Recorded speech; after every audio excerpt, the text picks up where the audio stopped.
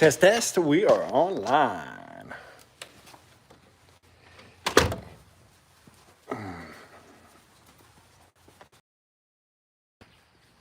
What up, Mopar? How you doing? How's it be? How's it going, man?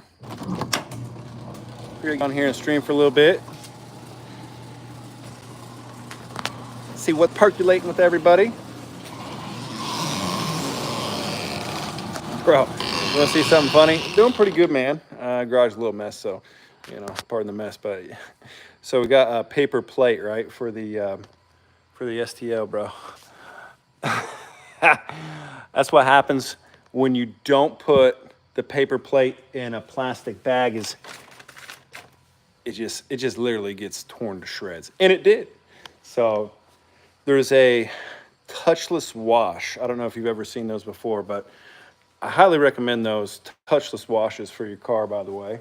Somehow this door got open, but the touchless washes are pretty cool. So it's just basically a big machine, right? That's like from here, the other side, and it's just computerized and goes along a track. Never has to touch the car with anything. And frankly, for the price, it's just like 19 bucks. It's not bad. And nothing ever touches your car besides the water and, you know, the foam, etc. So yeah, man. But yeah, I forgot to put that in a like plastic bag or whatever, and it got shredded. So that was fantastic. Fantastic. So yeah, I think I'm gonna get the key and give this thing a start up too while we're just sitting here chilling. Let you guys get a little sound going. And then also I have good news for this. I just actually earlier today went online and found a new exhaust system. Love from Pakistan. What's up from Pakistan? How you doing? It's got there. It's very Pakistan, if I'm not mistaken. But yeah, hopefully you're doing well over there. Got some good food in your belly, relaxing. But yeah, so one of the cool things is with that 812, so it's got the stock exhaust on. Let me back up here. Is I went and looked at a new Novatech exhaust system, and they have the flap on it. So basically that allows you to control it like via radio frequency. So I'm gonna go ahead, I'm gonna call a guy who's gonna do the install, make sure he's comfortable doing it, but I'm gonna go ahead and get that Novatech exhaust system ordered. That thing is gonna sound like a monster. Hey, what's up? How we doing? But that thing is gonna sound like an absolute beast. It is already a good sounding car. It is a fantastic sounding car, but putting a Novatech exhaust system is just gonna. I've seen some videos here on YouTube with the Novatech exhaust system on 812s, and if you love cars, if you love good sounding cars, the 812 Superfast with the Novatech exhaust system, way to go. Now, if you're talking about a Lamborghini, by the way, on this specific Lamborghini, they offered an upgrade, and I'm going to show you guys right now. But they offered an upgrade on the exhaust system. This is the only place I can show you. Basically, it's Arkapovic, which is the same exhaust system I have on the 458 back there. And I'll tell you what, they sound very, very good. The Arkapovic is a very nice brand, but there's another brand that's better for Lamborghinis, in my opinion, and that is Gintani. Gintanis, I just think they melt everything. So Gintani is probably the best brand to put on your higher end car, but some they don't make, some they do make. So I'll just see if they even make this. But right now, it sounds darn good. The only issue with it is the valves actually don't fully open until $5,000. And if you're like me, $5,000 is just a little bit too long to wait. So why wait? Get that system installed there, hit a button, and frankly, the valves will be opened up 24/7, which is exactly what I want. I want it loud. I want to be able to push the button and have it go from very loud to low, on and off, right? So that's the cool thing about how installed. That system really isn't very expensive, believe it or not. The exhaust system is, of course, it's expensive, the actual exhaust system, but the system to turn on and off the valves or open them fully and close them, it's not very bad at all. It's like maybe 1,500 bucks. So yeah, so that's cool. And then, so I was looking at exhaust systems for this. FYI, this is the only V6 in the collection, just so you know. It's the only V6. Just personally me, I'm not a big fan of V6s for sports cars, supercars, whatever you want to call them. It just doesn't quite do it for me. The sound is pretty terrible. My background, I came from American Muscle, so you can see the American Muscle back there. Mustangs, Camaros, you know, Corvettes, etc., etc. Red eyes, black eyes, green eyes, you know, all the different Hellcats they have now. But, you know, when you pull up to something like this thing's chugging, it's got a big old cam in it. When you're starting up a V6, and I don't mind doing a little startup for you guys, it doesn't really have a good sound, right? Let's just be honest. Now, when you get out on the open road and you kick that thing down, the sound is good. It's decent. It's okay. So, of course, it's not a V8, certainly not a V10 or a V12. But when those turbos kick in, this car right here, even better than the McLaren as far as the induction sounds off the turbo. So this car sounds good from an induction standpoint. The engine obviously is not loud. It's a little raspy, which is okay. I still prefer those V8s, V10s, V12s for that matter. Who doesn't?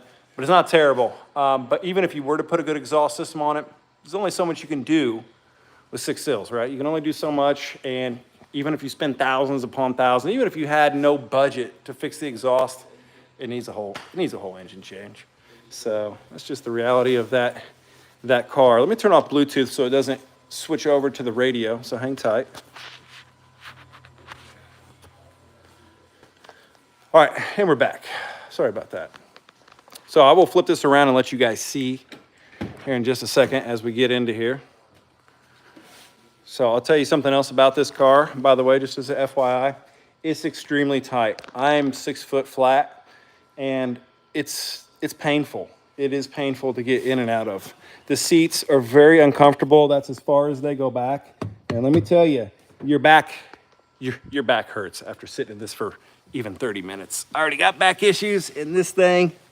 So let me tell you, it doesn't do you any justice. Like, it's just not very helpful. But for the feeling, for what it is, it's neat, obviously. So let me flip this camera around so you guys can kind of see. So when you're in the cockpit, at least on this one. Now I thought, by the way, when I designed this car, I thought I went cheap on us here. I was like, did I not order door handles? Because legit, here's the door handle. And if you think I'm lying, I wouldn't do that to you. That's the door handle. It's like the ripcord on a parachute. So I don't know about all that. Now the door is nicely done in a really good carbon fiber, which I think is super sweet. I got a little dirt here, but that's okay. When you get in this car, because it is tight, you're always sweeping your feet across this. So this is always getting dirty real quick. All your button layout on this thing's pretty good. It's not actually very bad. So you got your lights and things like that there. The lift system, which is actually very good placement, is right there. So you push that. The car will go up about 4 to 6 inches roughly. Windows, an escape button, which isn't what you think. Hazards, blanks, and then window for the passenger side as well. So when you're going through this, that's the front screen. Obviously, that's where your dash comes up. Now that can all be changed. On the bottom here, you have 3 different modes. STO, and my apologies, my Italian isn't very good. So I'm gonna say Trofeo and Piogia. Piogia? Anyways, what this really means is STO is the power mode. The Trofega or Trofeo is for dry like sticky surfaces, and that's for wet surfaces. So I'm not going to really ever use that, but I've used both of these. And when you change from STO to the Trofeo mode, you can tell a big difference in the shocks and the suspension in the car. So, you know, if you want to drag, like if you're going out to the drag strip and you're drag racing, STO is the mode you want to be in. If you're going on a road course or something like that, put it in that Trofeo mode, and it just hugs significantly better. So here's the main screen. I ain't gonna lie, this computer screen isn't bad, but and the touch screen is responsive, like it works okay, but it's just not, what do I say? It's not like the most intuitive. You may think it looks intuitive, but stuff is hidden in various menus, blah, blah, blah. One thing that I like about this is they basically encapsulated the start button on this car like it's a rocket ship. So if you want to be proper, you better flip the button up and then start it up. Behind here, you've got park, and then you've got manual. So this manual mode is what allows you to paddle shift. So you can see the paddle shifters here, which, by the way, I think they cheesed out a little bit on. These should be carbon fiber, but they're not. Okay, whatever. They are massive. These are the biggest paddle shifters out of any car. That is a huge paddle shift. The only way to drive this car is paddle shift, in my opinion. You don't want to drive this in automatic, hands down, paddle shifting. So you got your park button, manual, and then this reverse is actually really cool. So you can't push it forward. You click it up, and then you go right into reverse. I think that's actually a really neat design. And then you got your electronic parking brake back here. There is not really much storage. So you can see literally you get like a little cigarette lighter thing here. And then there's a little storage there. Back here is a fire extinguisher, just in case. And then the very back is the most terrible view you'll ever see. The POV inside this car, to be honest with you, is just not good. It's very hard to see. This whole window's at a slant. The rear view, just what I was showing you, my gosh, you can't even see anything. If you look through the mirror, frankly, all you see is those like slats. So you actually have to look on here at the computer system when you're in reverse. Those obviously help, but when you're reversing, it's just terrible. And that's just how it is. So anything else that's good? I mean, you can clean your windows here, simple buttons, turn signals over here, change your lights is also right from here as well. Window button, thank goodness. I'm glad the Italians did that because they did a pretty good job. So you can pull in your mirrors, turn them down or whatever, which is pretty straightforward. Again, the door handles are missing. Don't ask me how that happened. I thought I paid for door handles, but I guess I didn't. This is a hard top, so there's no drop here. It's obviously not T-tops, but it's still pretty sweet.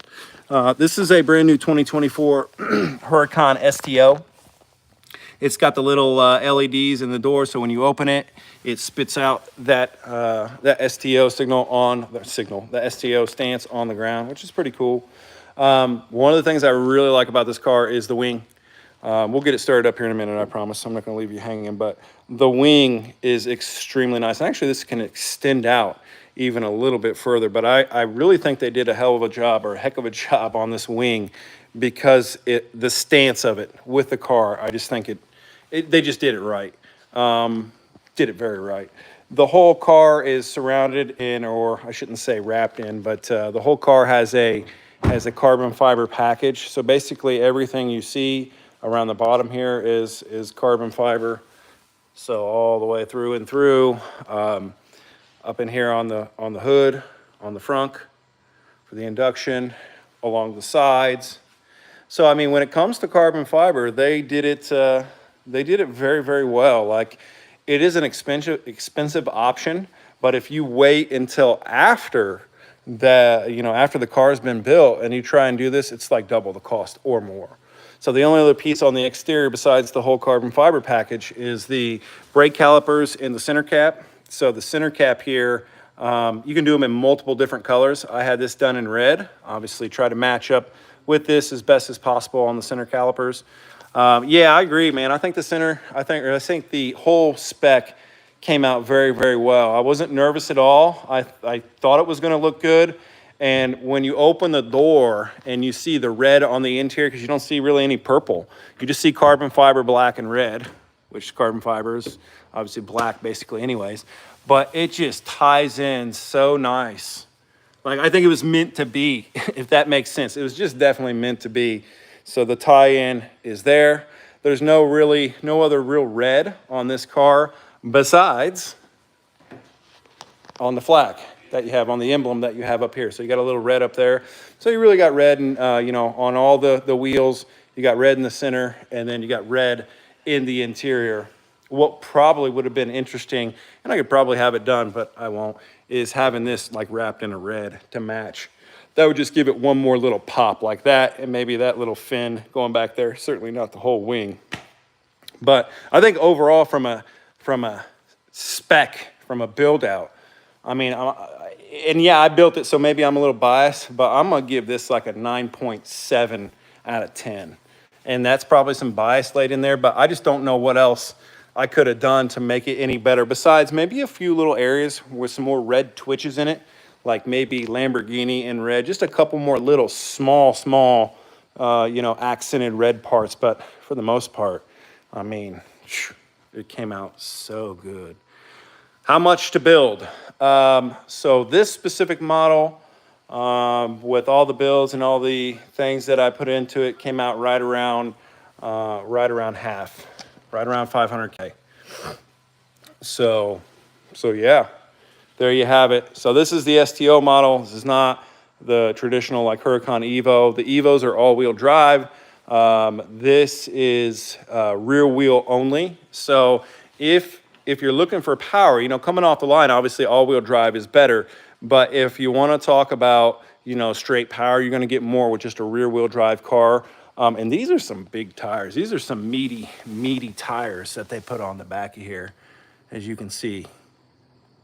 So yeah, this thing, it scoots. It's not the fastest car in the collection, for sure. But for the power, it's good. For the money, I would expect it to be a little bit faster, but you know, it is what it is. The sound is 2 thumbs up. The sound of this car is magnificent. So look no more than a naturally aspirated V10 to really give you that sound. There's no supercharger whistle. There's no, you know, turbos rasping down the engine. The reality of this is this just meat and potatoes, and that all comes from that engine. So more of a track focused car. That's right. Yeah. I mean, I'm not a track guy, like oval track or whatever. Doesn't mean I don't like it. It's just not my favorite cup of tea. I'm a drag racing guy. Even so, I still like the rear wheel. All-wheel drive is nice getting you off the line, but you lose it on the top end. I like to have a little bit more on that top end, especially when you've grown up on cars like, you know, Camaros, Mustangs, and Dodges for that matter, just because, you know, they're not all-wheel drive, they're rear wheel. So there's a lot of power, right? Heck, just right there, that's 2,300 horsepower between that Hellcat and that Red Eye. And then, you know, you want to talk about track focus. That's what this specifically, in my opinion, is really designed for. It's more of a GT touring, but you put this thing on the track, it's good. This one's also really good on the track as well. The MC20 is an underrated car. Yes, I know that they depreciate and get that and understand. Don't plan on selling it anyway, so who cares? It's money, you can't take it with you. Be happy, but invest wisely, right?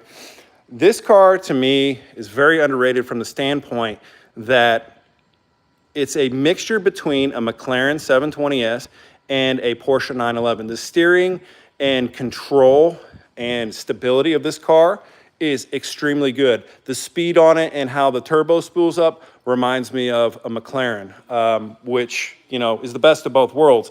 I'm really into handling. I like the handling. I want the car to feel good on the road, and this certainly achieves that, while not as fast as the McLaren back there, because it's not a V8, so it's not going to produce that kind of horsepower. It is a V6, of course. It still has enough to make you smile. And at the end of the day, you know, everybody wants to smile. Opinion of the McLaren W1. I don't know the W1, sorry. I got a 720 sitting over there. But opinion on this is one of the funnest cars.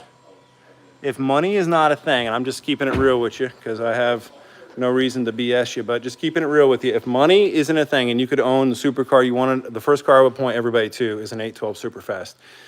Not only is the car done extremely well, the balance of it's good, it's got a lot of power, and the sound that comes out of that naturally aspirated V12 will just make you smile literally from ear to ear. SF90s, they sound good, but it ain't no V12. It is faster, of course, but it ain't no V12. And when you just look at the air intakes on this, you're gonna understand. I'm gonna pop this hood for you. You're gonna understand real quick what I'm talking about. I haven't seen what McLaren's doing lately. I haven't been paying attention to McLaren, but McLaren's got good cars. The problem is their warranty. So, you know, warranty on, you know, certain supercars is better than others, etc. And if you're gonna buy one, it's always something to keep in consideration, is warranty of the car. Ferrari does it the best. They have a 7-year maintenance warranty. Look at the size of these areas. To give you an example, I mean, here's my arm. Literally, if you could see, it's longer than my arm. It's about as long as my leg. And that is pretty thick as well, pretty round. So those are massive, massive. It's the size of a bazooka, man. And then the beauty there is a V12 6.5 liter. So when you get into stuff like you actually want to drive, I mean, I'm gonna drive this on the streets. I'm not gonna be afraid to drive it anywhere. If you're talking about a $3 or $4 million Bugatti, You know, just an oil change is 30K. I'm not down with that. I'm not down with wasting money. Oil is oil. Even $3,000 for an oil change on that is still too much money. But it's not something you're going to be having to worry about. You get the oil change once a year. It's fine. And that's why I tell people all the time about Ferrari. You know, I'm not a Ferrari spokesperson. I'm just going to tell you straight up that when you buy a Ferrari, you get a 7-year maintenance program on the car. It comes with the car. So they will come pick the car up, they will change the oil, they will take care of it, look at the car, tell you anything else is wrong in 7 years. And that's value. I don't know why other brands like Maserati or Lamborghini don't jump on that, or McLaren for that matter, don't jump on that. Just build it in the cost of your car. It makes the customer feel better, you know, at the end of the day. Because if you can avoid charges, you will. It's called smart money. So how much horsepower is the 812 making? So the 812 is, they call it an 812, but it's pushing about 790. It's pushing about 790 horses. So, but keep in mind, it's a fairly light car. Now they say, here's what marketing can do for you, right? So on this right here, if you're looking at this car, now they're going to try and tell you from a marketing perspective that is mid-engine, okay? Now look, I'm going to line up here properly with the wheel. Now the front of the engine, shall I say, it depends on how you're looking at it, but the front of this engine right here is centered. This is a front mount. This is not mid-engine. If it was mid, in my opinion, it's got to be back significantly further. In fact, to check my theory and to see if I'm crazy or not, let's go look at a proper front-mounted car. Again, this is what marketing will do for you. I'm going to line up, same right here. Wow, yeah, to me, that's a front mount. But they're calling it mid-engine. So what does that really mean? Regardless of what they call it, and I'm going to tell you why it's really a front mount. When you get on this thing, it can slip away from you just as easily as something like this. And the reason for it is, traditionally, Ferrari puts engines in the back, right? They didn't do it on this one, which I understand. There's no way getting around it, but don't market it as a mid-engine car when truthfully it is a front-engine car. If you want to see a real, you know, rear engine mount, you can either look at this. So this is a 2023 SF90. That thing's in there deep. And then this right here, pardon the box messes here, but this right here, I'm gonna pop the trunk for you. I should say the hood. And there's your Trackhawk, baby. This is true rear engine, right? I mean, it's very easy to see. It's over the rear axle. I mean, that's proper weight distribution. So when you say something's mid-engine, you know, like I was saying, it kind of needs to be up further or back significantly further. So, yeah. And then you can see on that was, so that's the original color. It's just has a wrap over the top of it to make it sheen, that stealth or that matte finish, which, bro, is pretty slick. It's pretty slick. And of course, you can't go wrong with the old school muscle right here. 440 stroked out to 512, fuel injected. McNasty. Yeah, the Trackhawk is pretty fire, I ain't gonna lie. It's running about 10.6s. I think that's what I ran it at. And I ran it earlier this year, 10.6 roughly. Then you have a 1970 all original, all matching numbers Roadrunner and a RT Cornet, 1968. I got some overheating problems, but that's a different story. When this was built, and yes, I didn't look to see. You see the headers down there, those push out an extreme amount of heat. Here's the intake for the supercharger. Bad idea. Superheated heat going into something that needs cool air, not good. So yeah, it does get a little hot from time to time. The Cobra is a kit. Yeah, the Cobra is a kit. It is it's not rebuilt. It was built that way. It's been in 2 movies, Fast and the Furious, Charlie's Angels. The original engine in this was a 440, I believe. Yeah, it was a 440, but it had so many problems with spitting out oil, was leaking fluids, so it had to all be redone. It sounded good with the side pipes. As you can see, it's got the side pipes here, and those side pipes are in great shape still. It still sounds very good. It just, man, it had so many problems, this and that. An F40, no. This is a 458, sitting on 4G autos. Red 4Gs, 3 pieces. It's that 3-piece combo, my guy. Then you have a McLaren 720S sitting right here. That is a drop top, so it's a Spider. The Spider ski, you're welcome, no worries. So this one's fun to drive around. It's not about being all that fast and everything. It's just cool. I like the 4.58s. I like the way the 4.58s look. I really like the back of the car. Obviously, I like the front of it too. But if you compare it to a and again, sorry about the mess, but if you compare it to a 488, I think the 488s just look too boxy. Too boxy. Owns FAF Eclipse, nice, yeah. You got an RC of it, I bet it goes pretty quick. The handling and control on these are pretty good too. If you look at the new, the 488s, which is the predecessor to this or whatnot, I still think this car looks better. Not dissing the 488 guys. I know the 488's faster, and probably has better control and stability and all that. But I think this is not this one in particular. I'm just saying 4.58s in general just have a cleaner look to them than the 488s. So yeah, we can go inside the Trackhawk. Let's take a quick look. So this is a 2018 Trackhawk. It's got about 10,000 miles on it. It's pushing about 1,050 horse, about let's just call it 875 foot-pounds of torque. Here's the inside of the Hawk. It's in really good shape for the age of it. Like I said, there's 10,100 miles on it right now.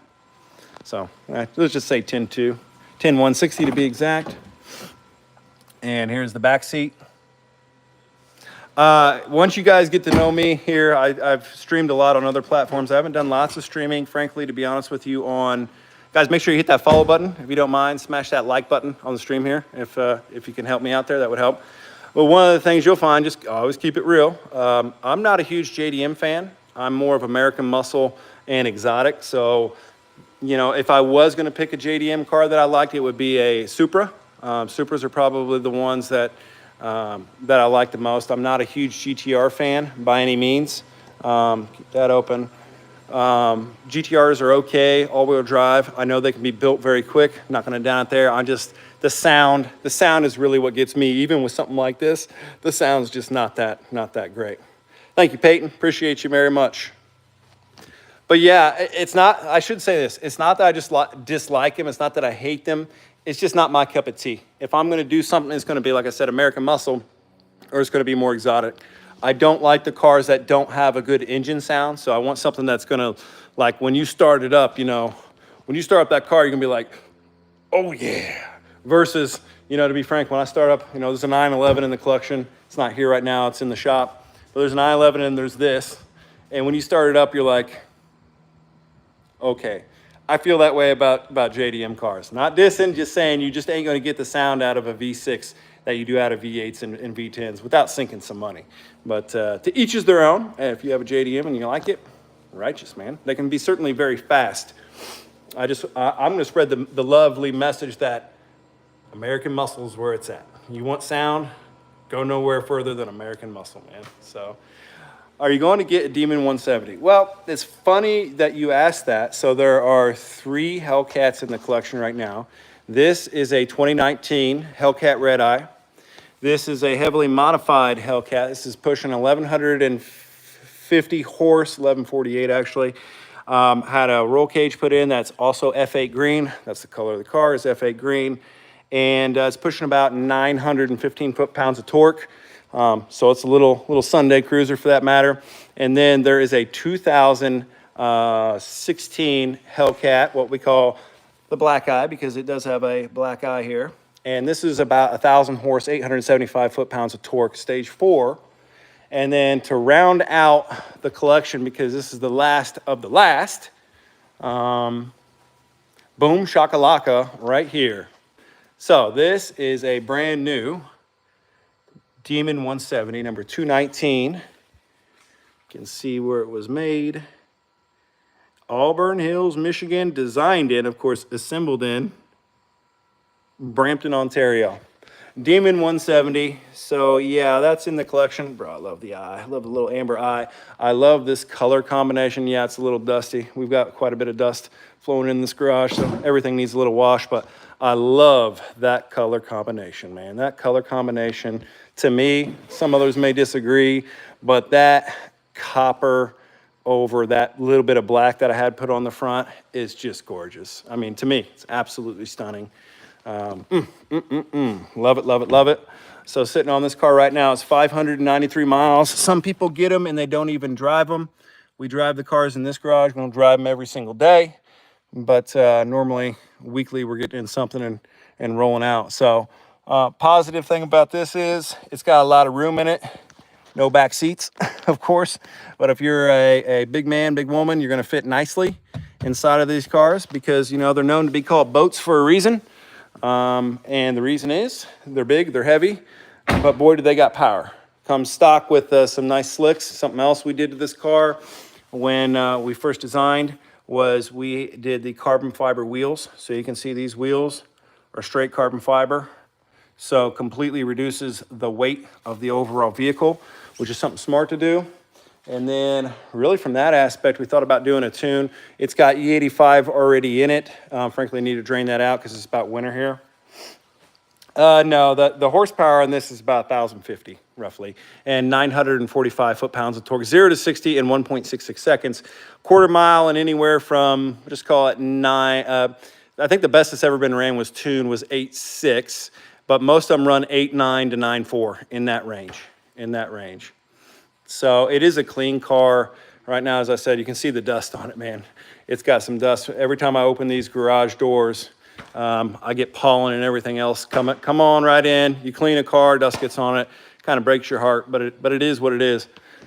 The supercharger that they opted for on this sounds fantastic. If you're a supercharger guy, gal, whatever, these cars, the Cat family in general, just sound very good. So do Mustangs, so do Camaros. If I were to tell you which one sounds the best, I go right to the 170 and say, it's not the Loeb that sounds the best, it's not the cam, but the supercharger on that sounds good. The cam in that sounds the best. And I still love the sounds of Mustang. I've always been a 5-liter fan. This is a 5.4 liter. But yeah, it's just freaking great. Put it on an old Challenger. Yeah, I'm all Challengered out, my guy. Something special about this is a 2010 GT500 Super Snake. This is one of the last 3 signed by Carroll Shelby. There is his signature right there on the dash. So you can see from a historical perspective that this car has value to it just because of that alone. Not to mention the fact it is a GT500.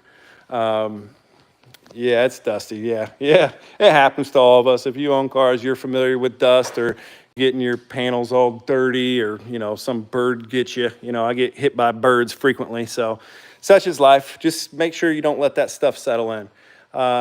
I didn't realize at first this was a 5.4 liter. I didn't know they did that. I thought they were all 5 liters. A 5 liter, original 5 liter Fox body Mustang is the most iconic sounding car, in my personal opinion. Then you can go to multiple places afterwards, but this being a stick, it's got built-in security, of course. Remember, this is a 2010. Do you want to take any guesses what the mileage on this? So this is a 2010. What do you guys think the mileage is on this car? A 2010, what would you guess the mileage on this car currently right now? How many miles? 70,000. That's a good guess. Anybody else want to take some guesses? Guys, don't forget to hit that follow button, smash that like button. Takes you 2 seconds. It helps me out a lot and pushes the algo. So please, please, please hit that like and hit that follow button. 6,800 miles. That's a good guess as well. So 68, we got 70. Yeah, that's a Super Snake. I'm gonna give it just another moment. 130,000. Yeah, that's a good guess. Would you believe me if I told you that there are 2,200 miles on this car? Because that's the mileage. Yeah, 2,200 and change. So that's what this thing is sitting on right now. And I've tried to tell a lot of people too, sorry, I'm gonna flip back this camera.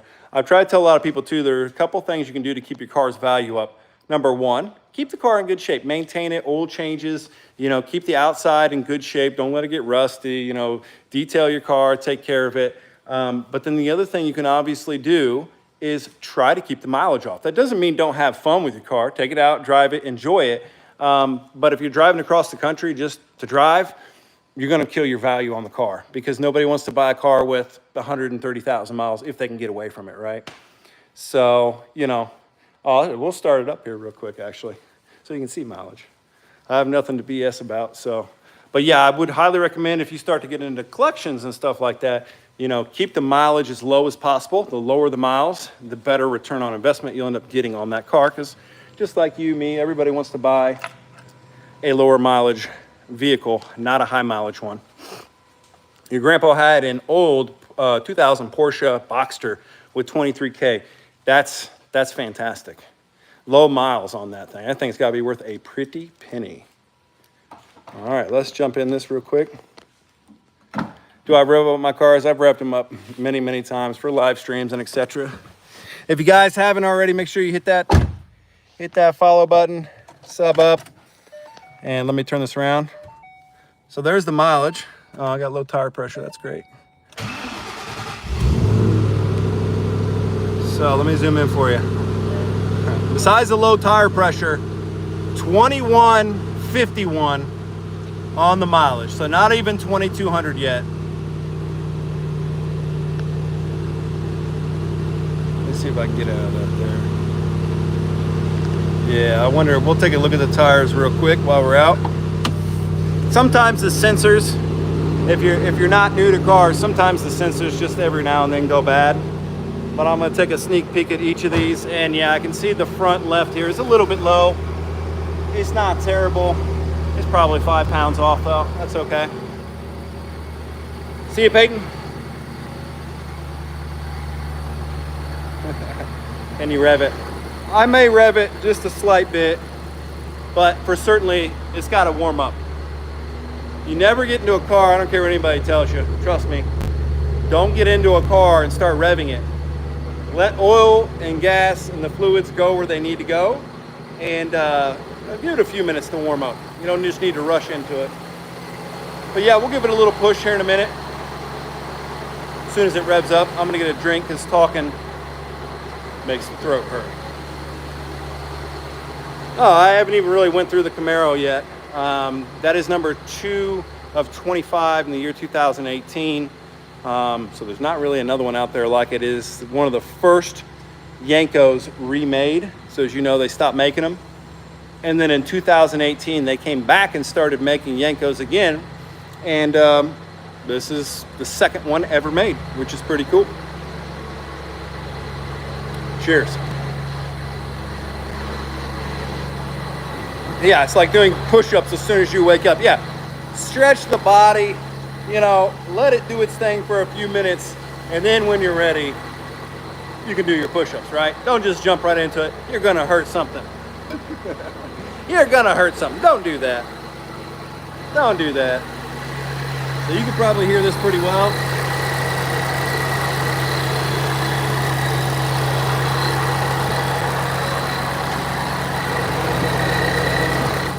It is whippled, so if you're a supercharged guy, whipples are the way to go.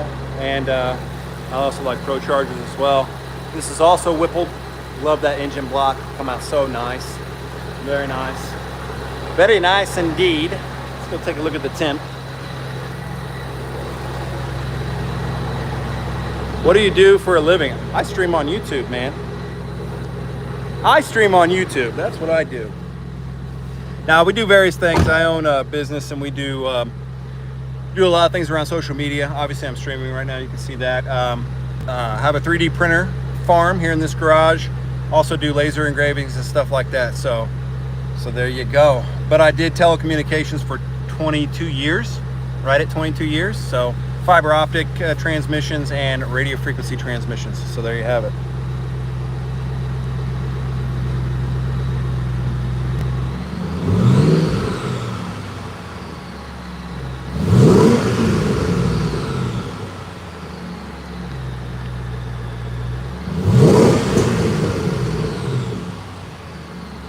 Zoom out on this here a little bit.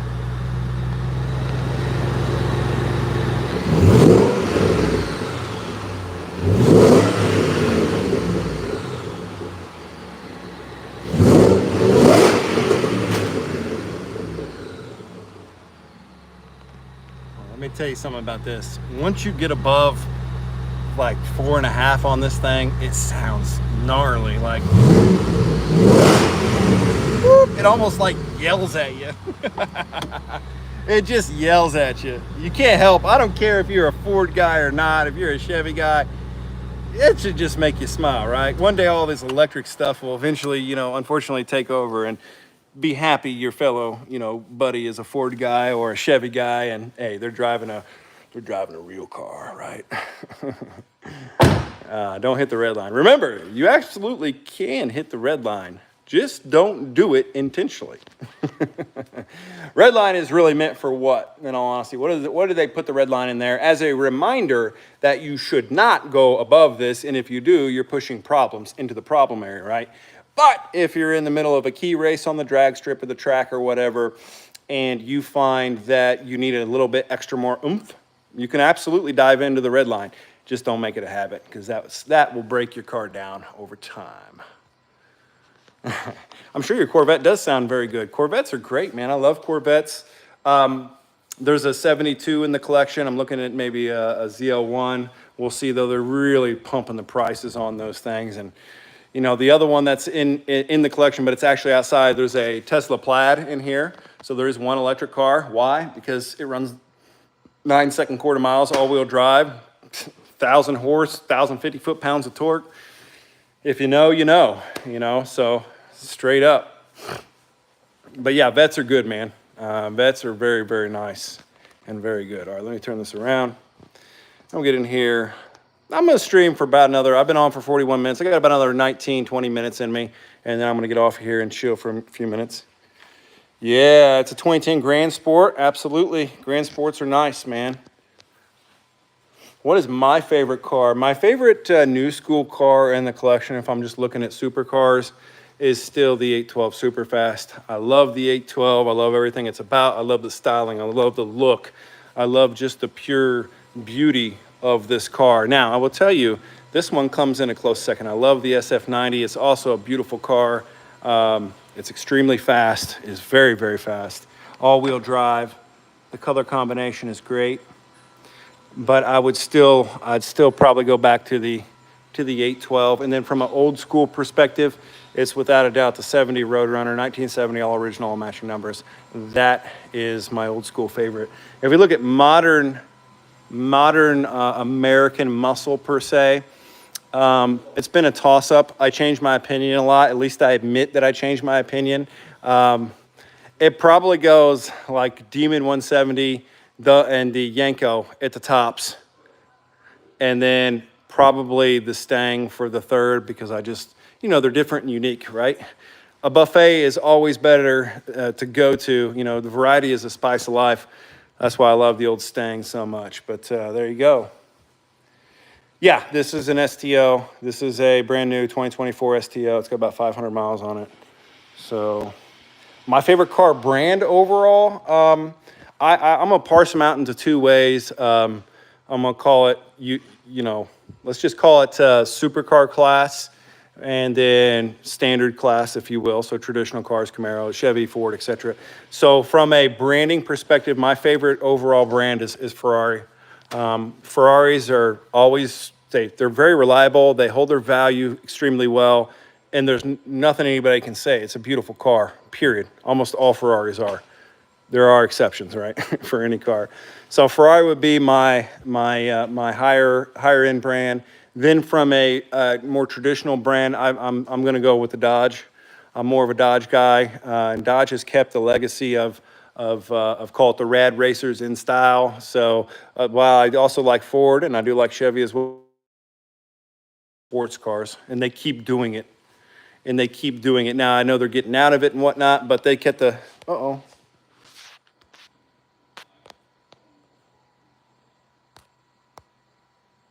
I don't know what happened there, guys. My phone twitched out. But anyways, yeah, Dodge would be number one for modern American muscle. And then behind that, if I had to pick between Ford and Chevy, I'd probably pick Ford. I think that Chevy has more cars, and frankly, I'm not going to say better cars, but I think their variety is obviously better. But the Ford Mustang is so iconic. Anybody who knows cars, sports cars, drag cars, everybody knows Ford, and everybody knows Mustangs. So there you go. So Randall Stevens, bro, how are you guys? How you doing? Hey, don't forget to hit the follow button, number one, if you guys don't mind. Pretty please, it helps out a lot. So follow the channel. A Maximum Overdrive collection. That's this collection you're seeing here. And number two, make sure you smash that like button. It only takes you a quick second to hit those buttons for me. But yeah, you're mentioning Trackhawk, my guy. So, you know, there's the Durangos and then there's the Trackhawk. I happen to agree with you. This is a modified Trackhawk pushing about 1,050 horse. You can see this is the original paint on it, but it has a what's called a Phantom PPF overlaid on top of it, which gives it that sheen, that matte finish that's running through it right now. So original paint underneath, the matte finish is from the protection that's going over the top of it. 1,050 sitting on Nitos right now, all-wheel drive of basically pure awesomeness. You just can't go wrong with the Trackhawk or Durango. I will tell you this, I love the exterior on the Trackhawks more than I do the Durango, but something I do like about the Durangos is, I'll tell you right now, I actually like the interior myself personally. You know, it's all subjective, but I like the interior on the Durangos better. My neighbor's got a Durango, and I like how it's got like the aisle way down the middle, whereas this is, you know, traditional seating, if you will. So, all right, Blake. Nice to meet you, man. Have a good night, brother. Drive safe and enjoy the night. What's my favorite Dodge? Well, if we're adding in Chryslers, I'll probably go in Plymouth and whatnot, since I kind of round them all in the same places. Probably an old school Cuda. But if you want to use the word just straight Dodge, I don't know. There's quite a few to choose from. That's actually a good question for you guys. What is your favorite brand, guys, and what is your dream car? So brand and dream car. And regardless of what, let me know. I'll read as well. So yeah, I'm very passionate about all cars. Even I'll even say I don't mind looking at the JDM stuff. It's just not my cup of tea. It's probably something I'll never buy. I want to never say never, but probably most likely won't get into. But the reality is, I like, you know, I do like the wide variety. I like the variety of the spice of life. Your favorite brand's Ford. Your dream car is still in your dreams. Okay. Yeah, Ford is a great brand. I mean, they've done a lot of good. Now, how do you feel about their new, what is it, the Mach 1? I think it's the Mach 1. The new Mustang replacement. It looks like a Mustang, but it's really not. You're a Ford guy? Yeah, that's cool. That's why I'd be trying to bring people together to say, hey, if you're a Chevy or you're a Ford guy, it doesn't matter, because that's not, you know, that's not the enemy per se. Let me show you what the enemy looks like. And I'm gonna point you to this right here real quick. That over there is a Tesla Plaid, electric. Extremely fast, very, very fast. And I don't care if you like electric or not, if you're a true car guy, you gotta give props when technology steps up, and that Tesla Plaid is a step in the right direction. It's scary fast, frankly. Multiple people have ridden in that car, get out not feeling well, just from driving in it. And yeah, I did kick it a couple times. Always do like the feel control that you get with a manual over an automatic, but there is something to be said about the automatics. The automatics are always going to be a little bit faster, and yes, there are exceptions to that rule, but for the most part, your automatic is going to be, you know, it's going to shift faster than what a human being is going to be able to shift in manual inside any of these cars right here. Even if you drive it all the time, you're going to mess up, but computers very rarely mess up. Funny enough, and like all these cars here, the newer ones, you never get an option for a stick. How interesting would that be to drive a V10 and a stick in a Lamborghini? I think that would be pretty cool. Guys, don't forget to hit that like button. You can share it up. Definitely hit that follow button if you don't mind. Those are the few things you guys could do, and I certainly appreciate that very much. You can smash that like button. I really appreciate you. So yeah, there's a couple cars missing. Your dream car is a black 67 Ford Mustang. Nice. I dig it. The Ford RS 200. Okay, that's good. Sticking with the Ford brand for a minute, since we got some Ford guys on here, this is something you may like. You know what that is? You take a guess of what this is sitting on the rack here. A lot of people don't know what that is, but you guys are Ford guys, so I'm gonna give you the huge benefit here. You probably already know what this is. You don't see many of these. So let's see, deerskin 123. Maybe you know what it is, or the 11. Maybe you know what this is. Mm-hmm. It is, yeah, it's Misty Chrome, 1996 Misty Chrome, all in its original state. It's probably, I'm not saying it's the best, but it's guaranteed one of the best kept ones. The only thing that's wrong with this car is the passenger or the driver's side window motor is dead. So that needs to be replaced. Otherwise, this car is exactly how it came out of the factory and will stay that way. Mileage on this car, 42,000 miles on this. Manual V8, what is it, a 4.6 liter, which makes me sad. You know, they should have stayed with the 5 liter. I even think that Ford realized their own problem. They should have stayed with that 5 liter and they didn't. A lot of people will say that's a wrap. It's absolutely not a wrap. I can prove it to you. There are some scratches right there. That is the actual paint. That's about all the scratches on the car, to be frank. A quart of this paint is about $1,850, probably more like $2,000 now. Save the manuals to save the engine. Well, you should have never went from a 5 liter to a 4.6. Yes, they did save some gas mileage, but in the case of Mustangs in general, you had such a good sounding 5 liter, right? I mean, it was just great. And then you switch over to a 4.6. In my personal and professional opinion, they knew that was a mistake. How do you know that? Because they switched back to 5 liters and 5.4s, et cetera, et cetera.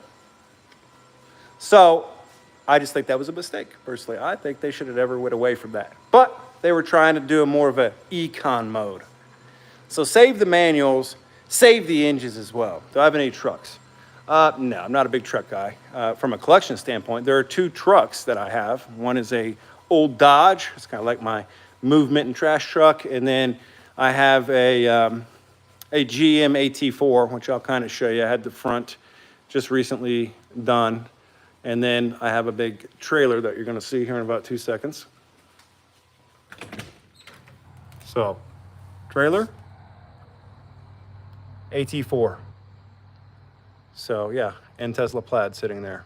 Salute, America. But yes, so there you go. Yeah, I don't know why those old window motors always went bad, but they do. I think that window motor's already been replaced. Now it's the passenger side that already died once, or that went away. So it's already been replaced once. So now it's time for the driver's side. So passenger side already went once. Now it's time for the driver's side. Of course, it's always something. It's always something. But if you've been around cars, you know it's always something. And it's always going to be something. Like this right here, this SF90, this is going back to Ferrari next week. They got to come rescue it. The internal, so hybrid system, the battery died. I can't say that word, sorry. The battery dissipated, so it has to go back up to Chicago to be taken care of. So there you have it. There you have it. So we'll give this thing a quick start up, and then I'm going to jump off of here for the night.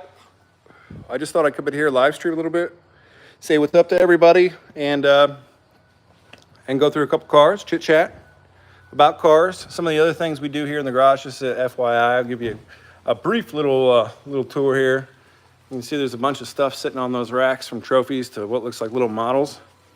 And that's because not only do we collect cars, but we do a lot of do-it-yourself stuff. So we do 3D printing and laser engraving. So we're making business cards right now on that. And then we also do a mass quantity of different 3D prints. So we have got quite a few printers, quite a bit of a setup here, and quite a bit of a mess right now, if you want to keep it real. It is a little messy, but hey, you know what? Work in progress. Work in progress.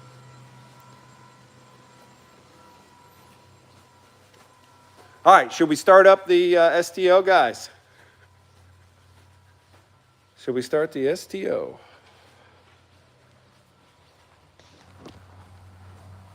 STO startup? If you say yes, make sure you hit that button for the follow. And make sure you also hit that like button. So make sure you hit that follow button. Make sure you hit that like. No, the internet's not DSL. That might be on your end unless others are seeing it.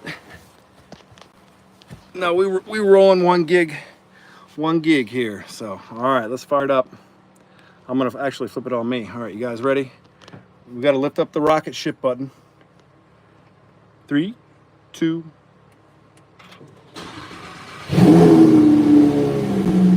Now it's cold. So what this does, and you're gonna see, I'm stuck at $6,000 right now. So until this warms up, you're basically stuck at $6,000. You don't want to rev a cold car, cold engine.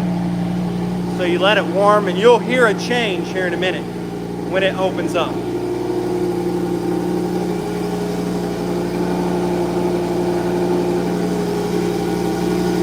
Sounds good.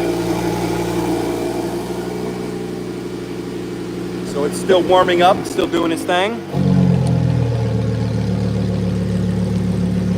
Now you heard that switch. You hear that deeper sounding grumble. So now you know it's basically ready. Basically ready. The problem, like I told you earlier, if you were on for this whole stream, is getting in and out of this thing. It's not very fun, man. It's just not very fun getting in and out of it. It is painful.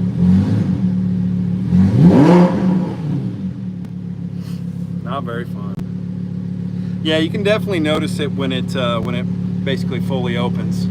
Actually, right now what's funny is it's still not fully open, but certainly you could hear the sound difference. The 812 is one of the more interesting ones that does this. So when you start up that 812, it takes about 7 minutes for the car to completely warm up. It's got a $9,000 red line, which is very good. But if you're starting to drive and you don't shift before $5,000, the car you'll be going because it automatically puts a limiter in there for you. Yeah, I'm 6 foot, and look, man, the ceiling is right here. My hand is, and I'm telling you, I'm literally about there. If you're more than 6'2", you're having a hard. I'm complaining about me having a hard time. You're gonna have a real hard time if you're taller than really 6'1". It's just not tough. I'm about 200 pounds right at it. Again, getting in and out of here is tight. I mean, for the experience, it's cool and everything, but the reality of this problem is I'm not the biggest guy in the world, and it's still tight. I'm telling you, it's tight. The worst one, the one that's worse than this, believe it or not, is that right there. You have absolutely no leg room. Even for me, it's tight. I still think it's comfortable, but if you're a big guy, I've had a couple dudes in there pretty big. They just can't do it. Pop, pop, boom. That sounds pretty good. Oh yeah, look at that. Yeah, keep imagining it has a lot of room, my friend, but it doesn't. Keep imagining. Boy, that sounds good. Sounds good, some good pops. Sounds better when you're opening up on a road, going from first to second to third, etc. Some loud pops. I've never done this at night, but start shooting flames. I think this system's capable. Certainly it can handle it, but it's just never good for a car to sit there and rev and rev and rev. And some people like that. Giving it a couple nice pushes is always good. So there you have it. Promise kept. We started her up. We went through a couple different cars. We started up the GT500. Started up the Lambo here. Maybe another night we'll start up a couple more. We just hit the 60-minute. Guys, I'm going to jump off here. It's been a pleasure. Come back and join me on the next live. I'm going to try to live stream about every other day. So I'm going to try maybe for Monday, Wednesdays, and Fridays. I'm going to set a schedule. It's something that I have not done yet. But to be frank, I have not been streaming lots on here. I was always using another platform, but I'm gonna start coming back to here to do more streaming because people are pretty cool here. It's nice, it's chill, it's easy to use. Hopefully the video quality was good. So guys, make sure you hit that follow button. And until the next time, stay cool. And remember, no matter what you have, no matter what you do, stay humble and always allow people to check out your stuff. Whether it's a car, whether it's a pair of shoes, you know, one of the standing rules I have as a car guy is I will always let people get into the cars. That's a rule. You never know, you might change your life just doing that. You know, somebody wants to go out and dream themselves to get themselves better off and do better for themselves. It just might take that one thing that you can do for them so that way their dreams can now start being accelerated or answering questions for that matter. So always stay humble and give back. So guys, I'm out. Catch you on the next one. Take care.